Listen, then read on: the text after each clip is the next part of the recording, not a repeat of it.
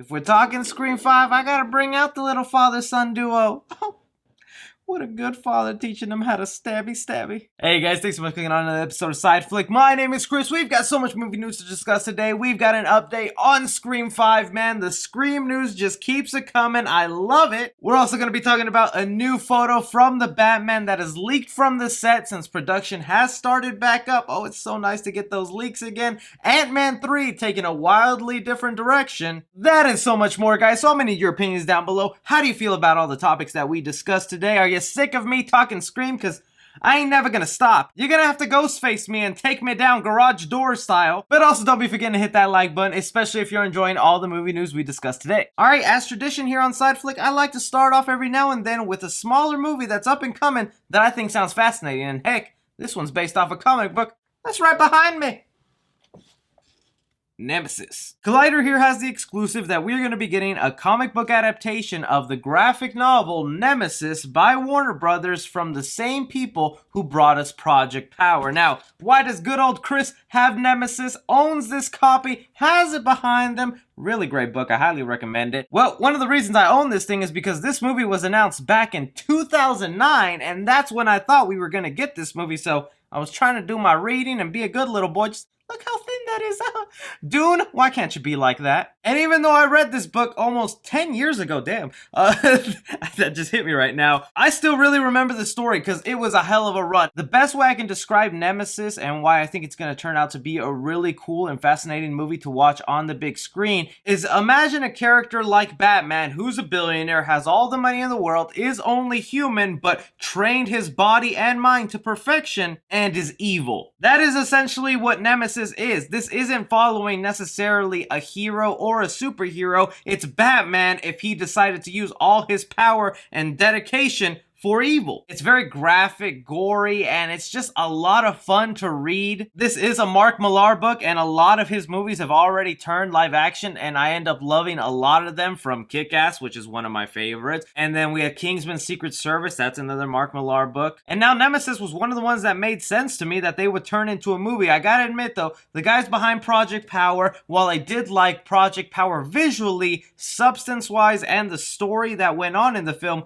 was kind of lacking for me. But since they have actual source material to pull from this graphic novel, I don't see how the story this time around will be the issue, and since they already have the visual style down that I really enjoyed from Project Power, that grittiness, dark feel, I think Nemesis is gonna be a fantastic story turned live action. So I want to hear from you guys. If you never heard of Nemesis, is this something you'd be willing to watch? Basically an evil Batman. Like I said, it's not that long of a read. If you pick this up either online or your local comic book store, I think you'd have a lot of fun. You don't need to read anything else to understand this. But okay, getting to one of my favorite horror franchises that is set to come out in the next 2 years, Scream 5. You guys know I've been so obsessed with this movie. Scream is one of my favorite horror franchises of all time. It's in the top 3. I still can't believe we're finally getting a 5th film with an official release date of January 14th, 2022. Now, I know when that release date first came out, I was freaking out. I was getting a little paranoid because usually horror movies in January are not a good mix, but in times of the pandemic and where Hollywood is really jam-packed with movie after movie coming out next year, I think Scream had no other choice than to be pushed to January so that it would have a lot of free space to rule. And with the team that brought us Ready or Not, one of my favorite horror movies of 2019, I just don't see how this movie can turn out bad, even more so with the new cast member they just added. It was reported here by Variety, they had the exclusive on it, that Jack Quaid has joined the cast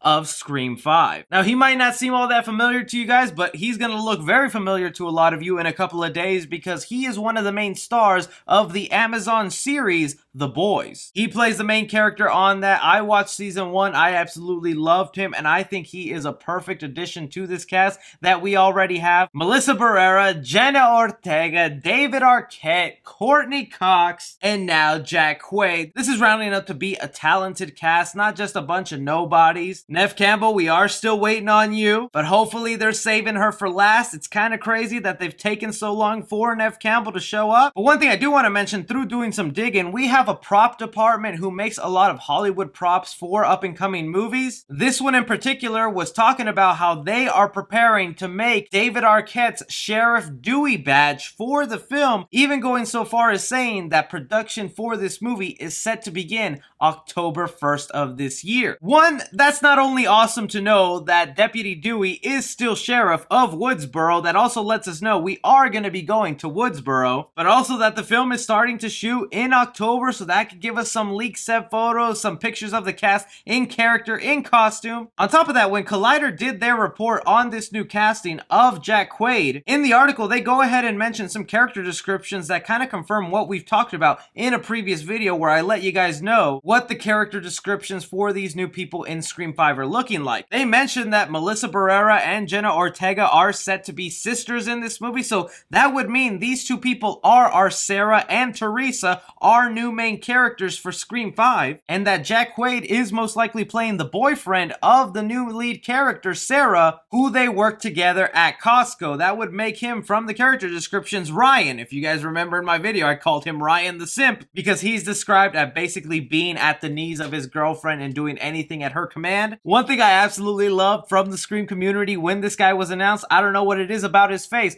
but everyone and their mother is saying that this guy is killer. Can't nobody look innocent and creepy at the same time? I mean, just from looking at the guy, I get Randy vibes. I would think he's the new guy who's just knowledgeable in movies. He has that sort of dorky quality, but I guess enough people out, you see something sinister in his face that makes you think this guy's Ghostface. And if this character description is correct, that he's the boyfriend of the new lead character, boyfriend always turns out to be Ghostface. Either way, I'm so beyond excited for this movie. I like the little teaser that they dropped. I like the casting so far. We're just gonna get so much more. I like how every single cast member that is added on is just sort of made like a big deal or has their own spotlight when they could have just announced the entire cast all at once. I feel like this is on purpose and why we'll probably get Neve Campbell last. How do you guys feel about these updates concerning Scream 5? But jumping to another one of my favorite movie franchises here, The Batman, okay? We still have people to this day that are rewatching that trailer over and over. I tell you guys, whenever I have some free time in my day, I spend it just watching trailer reactions of people watching the Batman trailer for the first time. It's just so funny seeing some macho people who hate Robert Pattinson say this movie's gonna be dumb, and then the scene happens where he says I'm vengeance and they completely get turned around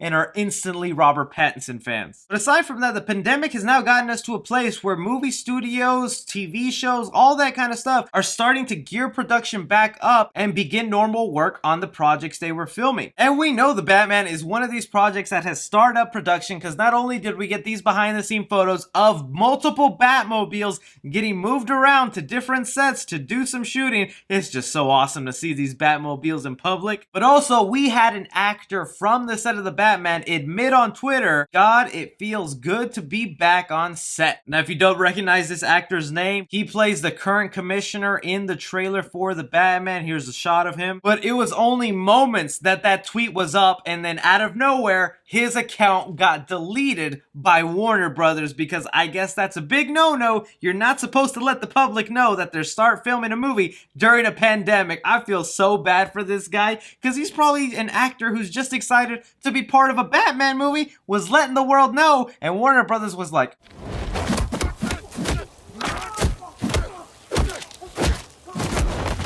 F's in the chat for this, man. Warner Brothers, give him his Twitter account back. But you guys know here on the channel, if there's a movie that starts up in production, that means it was only a matter of time before we got a leaked set photo, and we got exactly that. Thanks to the YouTube channel of Poopy Doopy Head. Oh, what was that?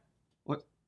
Oh, I'm sorry. Heavy Spoilers is his name. Yeah, sorry. Just kidding. I love that guy. But he seriously stopped taking all my Batman fans. I'm the only one supposed to make Batman content. He was sent a photo from the set of the Batman, giving us a look at some of the costume designs for the firefighters in Gotham City. Now, I know that might not seem all that exciting or even cool, but this lets us know a lot about the Batman that we've been hearing before. One is that we are going to be getting a villain in this movie called Firefly. If you're not too familiar with this villain, he's a professional professional arsonist and is known to have a jetpack where he flies around and burns up buildings. He's said to be in the Batman and have been hired by one of the more bigger villains in the Batman, whether it be the Penguin, the Riddler, or who else is in this film. Seeing these fighter outfits, it kind of lets me know we are going to be getting a scene of firefighters coming to the rescue, and even more that we know this Batman movie follows a political storyline of political officials who are very corrupt. We have a sticker here on one of the firefighter heads who says True Patriot. Along with that, we also have 2 stickers that say Lucky You on them. Maybe it really doesn't mean much, but still, it is just so cool to be seeing more leak set photos